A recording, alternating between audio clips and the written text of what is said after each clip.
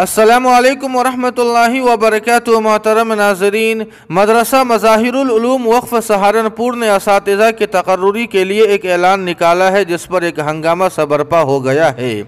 پہلے آپ حضرات مکمل اعلان سماعت فرما لیں۔ ضرورت اساتذہ: مدرسہ مظاہر العلوم وقف سہارنپور کے مختلف درجات اور تخصصات میں تدریس کے لیے ایسے ہونہار، متین ذی استعداد اور تجربہ کار حضرات کی ضرورت ہے جنہیں حضرات شیخین فقیہ الاسلام حضرت مولانا مفتی مظفر حسین صاحب رحمۃ اللہ علیہ اور ان کے تلمیذ رشید شیخ الحدیث حضرت مولانا یونس صاحب جونپوری رحمۃ اللہ علیہ سے شرف تلمذ حاصل ہو۔ اپنی مادر علمی میں تدریس کے خواہش مند حضرات اولین فرصت میں اپنے تدریسی تجربات اور تفصیلات پر مشتمل درخواست بنام دفتر اہتمام بذریعہ رجسٹرڈ ڈاک، کوریئر، ای میل یا پھر واٹس ایپ روانہ فرمائے۔ درخواستیں جمع کرنے کی آخری تاریخ 29 ربیع الاول 1444 ہجری ہے۔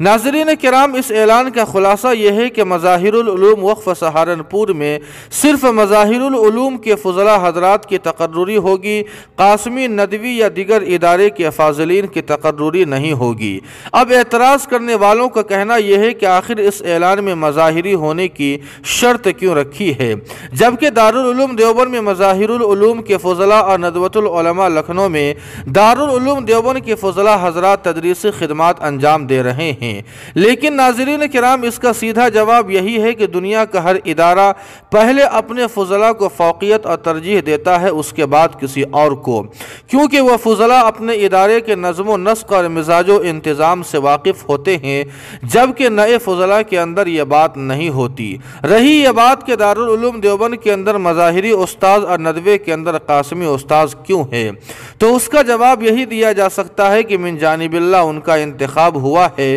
اس لیے مظاہر العلوم وقف سہارنپور کے اعلان پر ہنگامہ برپا نہ کیا جائے اور خواہش مند حضرات جلد از جلد رابطہ فرما لیں۔